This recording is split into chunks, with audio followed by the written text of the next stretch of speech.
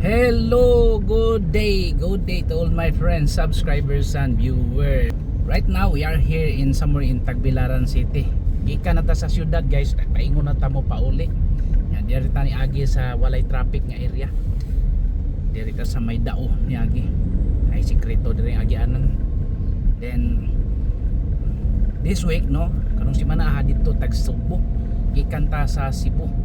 So grabe ka traffic dito guys nya. Dito po tayo kitabangan dito nagpa-relocation survey. Then so ang atong topic ron guys kanang gitawag cadastral 12 extension. So angin ni sa relocation survey dito sa Barangay Guba, Cebu City. Kini ako kining gi-verify guys kay kining barangay Guba, Agsungot and other neighboring barangays in the mountain barangay in Cebu City are part of mostly no are part of cadastral 12 extension. So unsa man ning cadastral 12 extension? Itawag ni og erroneous survey. Error ang ilang mga survey dito guys. Although bisag titulado, bisag clean title pati nood ang iyahang papilis, pero inig survey di matukma, mo overlap, mo lapas ba sa silingan. Yang silingan sa nagbantay masuko sa to nimo. Kay ano nilapas man ka nga mao man ay murag kalang-kalang na lang ba. Pero nagpa-explain ko dito ko sa Sinro no, sa Cebu City ato lang atas no, istorya tong taga Sinro nga error de ang ilang survey diha. So kamo mga naiplano mo palit og mga yuta dito dapita sa mga mountain barangay sa kuan. So inyo ginang sabton kay ang surveyor GPS naman gud sila. So klaro gyud na ilang survey, mga engineers ba yan na nasa uban nga ipadala ra pud nila mo engineer lay mo pirma, pero kadtong nag-survey namo kuan gyud to engineer to siya nya di gyud siya mosugot nga kanang utrohon ba, pero mo to gipasabot siya sa adjoining or adjacent nga location or area nga yuta nga kanang di ara direk utlanan sir. Mingon pud ang surveyor nga dili dia klaro mao gini igo nya i-connect sa pikas mulapas man siya dito matay murag di gyud matakdo nag-overlapping ba.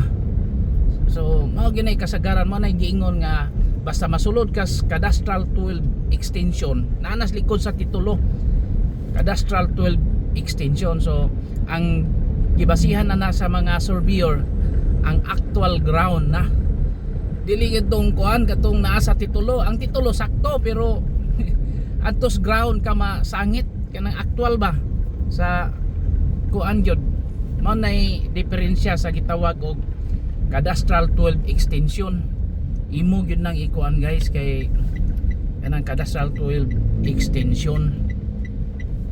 So kung mopalit ta og yuta dito sa mga mountain barangay sa kuan mas nindot titulado kay ug na magani discrepancy sa survey. Ang solusyon ana guys tawaga gyud to tanan adjoining owners katong mga sikbit, tawaga gyud tong mga sikbit, dili mo pa-survey kung wala sila kay ang actual ground na gyud ang ilahang kuan. Tong amo diha mag mga silingan, diha mag mga kuan. So na solbad ra pero dugay lagi kay kanang pasar pa man og lalis jud kay siyempre reklamo mo tong isa nga adi aram tan ni diri mao man din kuan may ana mag surveyor may ingon mag surveyor di oy mao gyud ni siya sir. Maingon sa kuan diri maguni mo man ni karaan nga muhon. So manag kung kuan ta guys mo adjust ta basta nasod sa cadastral 12 extension kay sa una man kong panahon guys kadto pa tong linsa ba kanang PC bitaw amurag PC adi si tawag ana kanang murag tip measure to ilang gigamit ba ang mga karaang surveyor karon kay GPS naman grade positioning system ana sa muhon mutingog gani siya ana connect yun na siya pero di siya mutingog dili na insakto mo na GPS ang gamit sa mga surveyor ron mga target yun error ng survey mo na magka-diferensya gyud. So o kuan ka matay di gud mo makadayon og kuan palit or di gud mo makadayon kung di ka mo sabot. So again, remind lang ta no sa katong mamalitay og mga yuta sa kabukiran no, kabukiran sa Cebu City naa nang gitawag og cadastral 12 extension. Okay?